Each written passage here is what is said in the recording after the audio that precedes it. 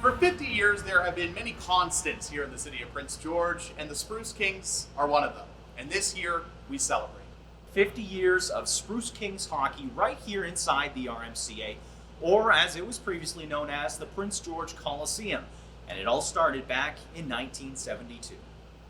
The inaugural year of the Prince George Spruce Kings was the 1972-1973 season, where they began their run as a franchise in the Pacific Northwest Hockey League, which at the time was a Junior B league. It also brought a junior hockey franchise to the city of Prince George for the very first time. It was good to see the junior team come into town because all they had was a senior team at that time. And for the kids like us, that weren't going to go anywhere or whatever, or couldn't go anywhere, they could still go to the senior team if they could make it then. So it was good to see the Spruce Kings start. But despite them being a junior team, the Kings didn't always go up against junior teams in their first couple of years, which was an eye-opener for some of their players. You got boys playing against men. I think sometimes the men took exception to the fact that the boys were beating them.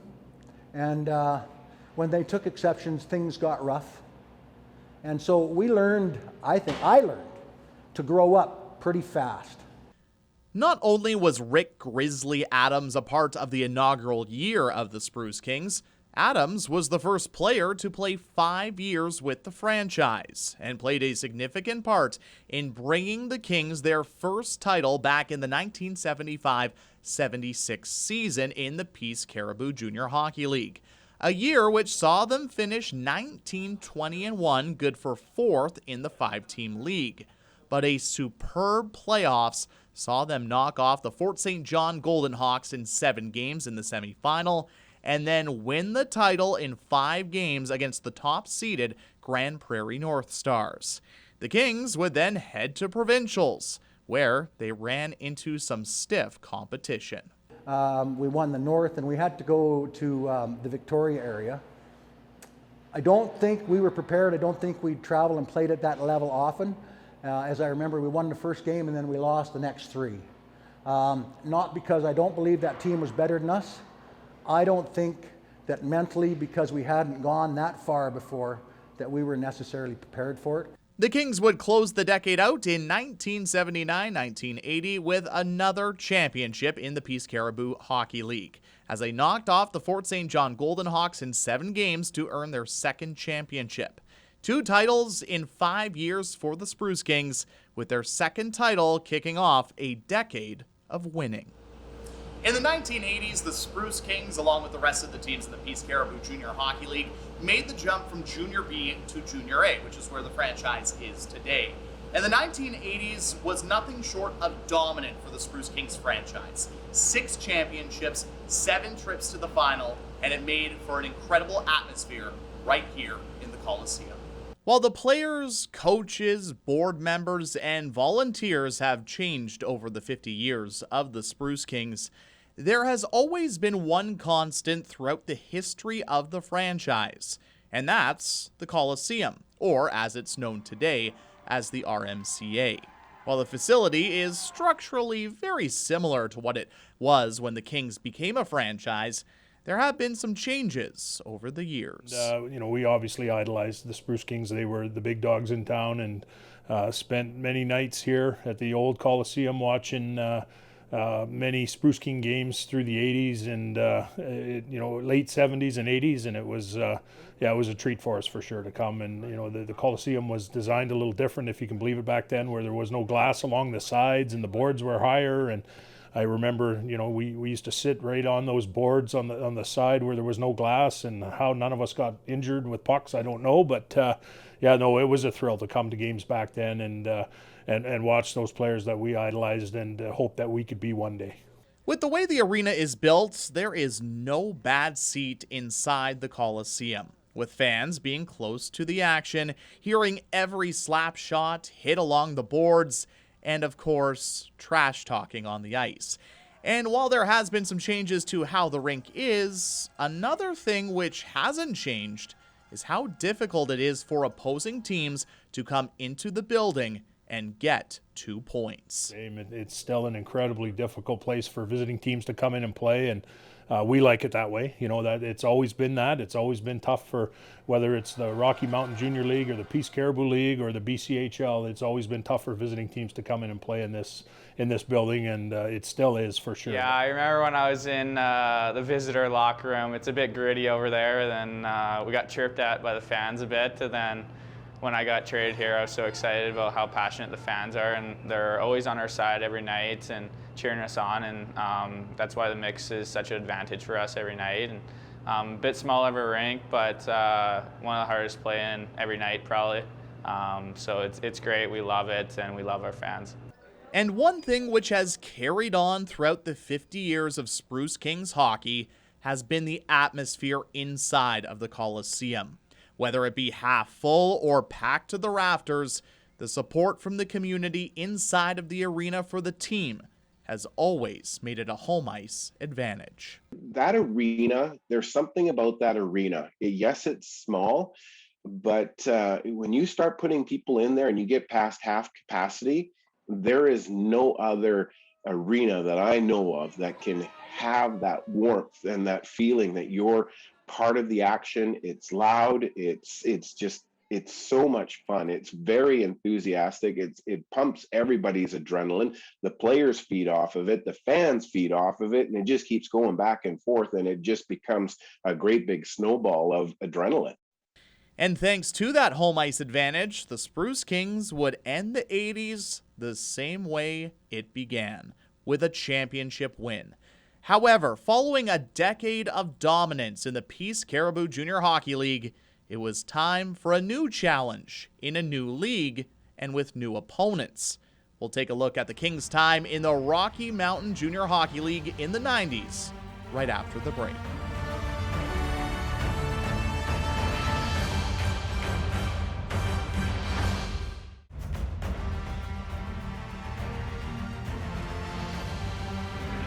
Well, the 70s and the 80s saw plenty of winning and championships for the Spruce Kings organization.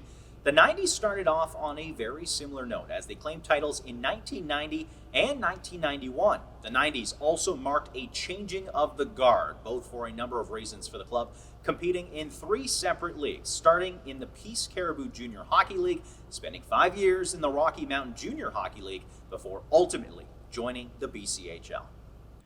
In the 1991-1992 season, the Spruce Kings would take to the ice for the first time in the Rocky Mountain Junior Hockey League, a league which was comprised of some familiar faces from their time in the PCJHL, but introduced some new foes.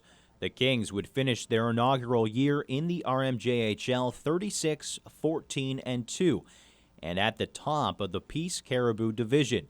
Following a 4-game sweep of the Quesnel Millionaires in the opening round, the Kings would win a hard-fought series with the Fort St. John Huskies in 6 games to book their ticket to the league final, where they would meet one of those new foes, the Trail Smoke Eaters, in a best-of-5 series. The series would go the distance, but in the end, the Kings would be crowned champions of the RMJHL. The team would then go on to win their second Rocky Mountain Junior Hockey League title in the 95-96 season, when they beat the Fernie Ghost Riders 4-1 in a best-of-7 series. However, following the 1995-1996 season, it would be the Spruce Kings making a substantial move, departing the Rocky Mountain Junior Hockey League, a league where they had won 2 championships in 5 years, and joining the BCHL to compete against the top teams in the province where they currently compete to this day. However, the first couple of years in the BCHL weren't very kind to the Spruce Kings, a pair of below 500 seasons to start their era in the league, and it resulted in early playoff exits. However, a coaching change for the 98-99 season to Dale Marquette behind the bench resulted in the Kings finishing the regular season with a record of 37-20-3, good for second in the Interior Division. The Spruce Kings and the Penticton Panthers would match up in the Interior semifinal, marking with only 6 points separating the two clubs.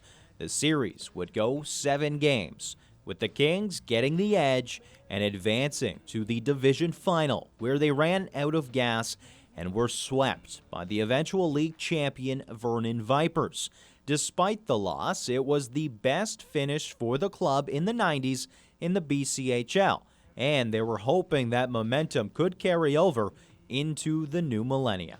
The early 2000s saw some tough years on the ice for the Spruce Kings, and as a result, some changes had to be made within the organization. And this included bringing in a Prince George boy to help his hometown team as they geared up to host the RBC Cup. I came in 2005, and the team, we already had won the right to host the Royal Bank Cup, the national championship in 2007. So, that's what Ed and I worked towards as his assistant, and Ed as the head coach GM. We planned for that 2007 Royal Bank Cup. And that work by then head coach and general manager Ed Dempsey and then associate general manager Mike Hawes paid off, as the Spruce Kings finished the regular season with a 34-19-2-5 record. However, the team fell in 7 games to the Salmon Arm Silverbacks in the first round of the BCHL playoffs, which resulted in a 52-day layoff ahead of the national championships.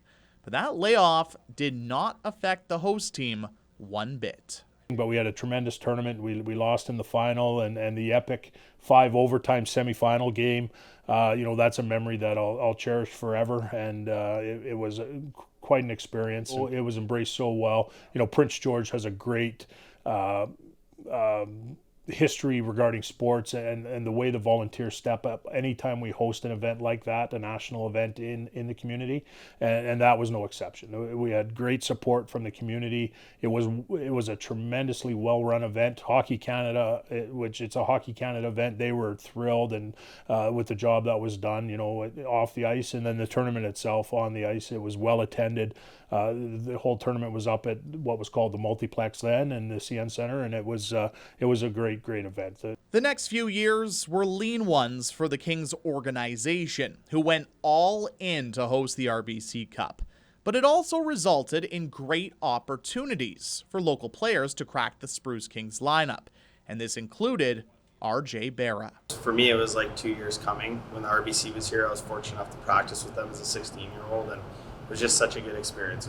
I knew right away that that's where I wanted to be, and that was the goal. And over the next couple of years, it was exhibition games and training camp and regular season games. And then finally getting committed and making it there at 18 was super exciting. It was where I wanted to be, and it was a big achievement. Berra, who is born and raised here in Prince George, spent parts of the next 4 seasons with the Spruce Kings organization, including his 20-year-old year, where he was named captain of the team.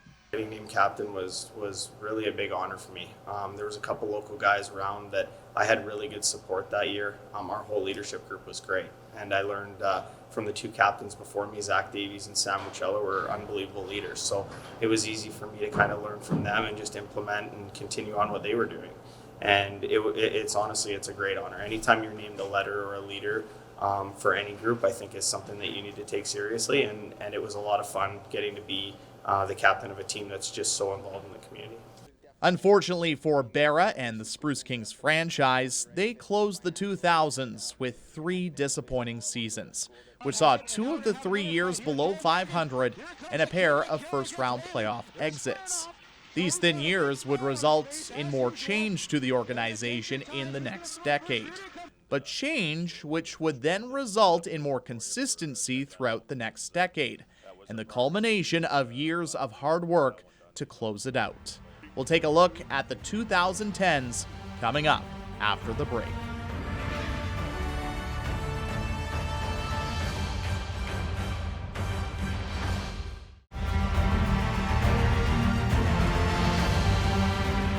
The 2010s kicked off with a significant change in the landscape of the Spruce Kings organization.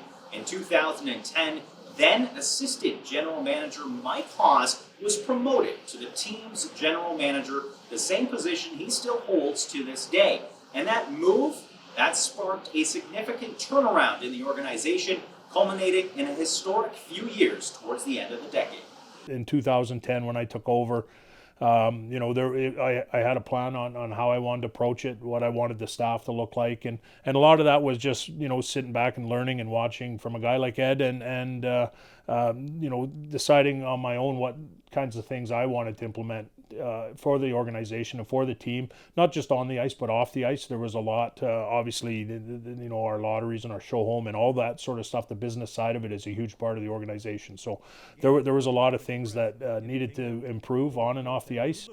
And these changes, which were made by the Kings organization, resulted in more consistency, both on and off of the ice, making the playoffs in 8 of the 10 years during the decade, and that was highlighted by a pair of years. It started in 2017-2018, when the Spruce Kings finished with a 33-17-4-4 record and at the top of the mainland division. They would then go on to a lengthy playoff run, which saw them make the Fred Page Cup finals. It was so nice to see everybody that's put the work in rewarded with that season in 2018 and that playoff run where, we really put our mark on this league, I feel. We made the final and lost in the final that year to Wenatchee, but it was a tremendous playoff run.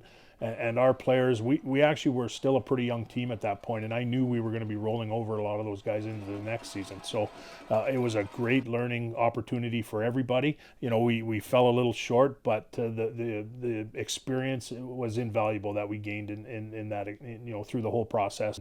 No, that season was for me, it was a tough one because I was injured for the ending of the season and the majority of playoffs, and so I was with the team and I traveled with them for a lot of the playoffs and watched, but I was only able to get in for a couple games at the end there, which for only playing 2 of the many playoff games, I still felt the same hurt and defeat that all they felt, and so that was a big reason why we were so motivated to do well that next year. With a majority of that core coming back the next season, the Spruce Kings entered the 2018-2019 BCHL season as a contender for the Fred Page Cup.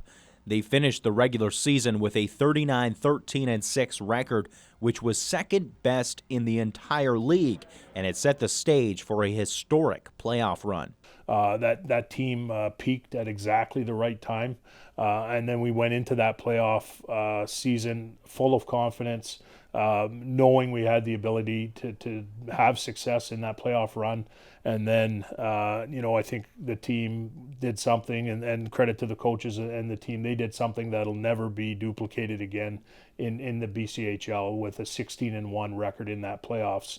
In our heads, we were like, all right, the less we can play in playoffs, the better it'll be for us in the long run. So that first series went to 5, and we were like, all right, it's a good start, and let's see if we can do the next one in 4. And so we ended up playing Chilliwack, who just came off a 7-game series, and we knew how beat up they would be and how tough it is to go 7. So we jumped on them early, and we basically tried to suck the life right out of them. And meeting Victoria in the 3rd round, on paper they were one of the most skilled teams in the league, with Alex Newhook, the leading scorer on that team. So we ended up sweeping them as well, which was massive for us to go into the league finals with only however many 13 games played. And so that last series we're feeling good, we were all healthy, and at that point we were starting to remember what happened last year and how no one wanted to relive losing in the finals again. 5 seconds to go. The Prince George Spruce Kings are your Fred Page Cup champions in 2019. A record-setting 16-1 record secured the Fred Page Cup for the Spruce Kings and a date in the Doyle Cup with the RBC Cup hosts, the Brooks Bandits. To follow that up with an incredibly entertaining Doyle Cup against Brooks. Brooks was a tremendous team. They were 2 evenly matched, disciplined, hardworking hockey teams with a ton of skill, and that's probably, without question, in my life, that's the best hockey I've ever seen. They were rough, they were chippy, they had every element of a playoff hockey game you wanted, and so coming back to Prince George, we saw an opportunity to win another trophy, but this time at home in front of the packed RMCA. The Spruce Kings would rattle off 3 straight wins at home and claim the Doyle Cup championship. The Kings and the Bandits would meet again in the national championship final, but the fairy tale season wouldn't have a fairy tale ending, as the Kings would fall in the final 4-3. It's still a tough one. We wish we could have completed that season with that last trophy, but I mean, we gave it all. We put in a good game, and I mean, it's just sometimes doesn't always work out. You know, we won the Doyle Cup, and we came within a goal of winning the national championship, and it was a great season. And within, you know, we celebrated that, and then within a couple of weeks we were already back at you know, focusing on the next season, and that's what we do now. We're trying to get back there, and we're going to do everything we can to make that happen. Fast forward to this year, and the team is celebrating their 50th anniversary, a historic milestone for the entire organization. It's an honor to even put the Spruce Kings jersey on every night and to have a letter stitched to your jersey. It's so special, and being a part of the 50th anniversary team it's unreal. It's hard to put words in my mouth what to say about it, but obviously the past players who've played here, the past leaders, they've had some special teams and some special players here, so it's been such an honor, and yeah, we just want to keep it going for the future. It's been something that we've talked about for several years leading up to it, knowing that the 50th was going to be a big one for us. You know, the fact that you know, you don't see a lot of junior teams that last that long and have the success and the support of the community that we've had. And you know, we've been here 50, and we hope to be here another 50. 50 years of being a junior franchise in the city of Prince George. 50 years of memories. And 50 years of being a staple in the Prince George community. I think they just represent Prince George. I think it's a community team. I mean, to have the success that they've had for this long, being owned by the community, is incredible. Everyone, I think, feels that they have a part in the Spruce Kings. You know, it's a bit of a throwback. You know, not a lot of our teams are in nonprofit societies, but they've certainly made it work. And it's a well-run organization on the business side, and it's a well-run organization on the hockey side, and we couldn't be prouder of them. What you see hockey players that have become full-time residents of the city of Prince George, but not just residing in Prince George. Like they are deeply immersed into the city and the workings of this city. So for me, the Prince George Spruce Kings, they're a lot more than just a hockey team. They are definitely part of the community. It's got to be one of the best places you could spend 3 years of playing junior hockey. Junior hockey's been great, and the Spruce Kings have been unbelievable. And my billet family, everyone's here. It's been so special. Every day I put on that jersey, it really means a lot to me.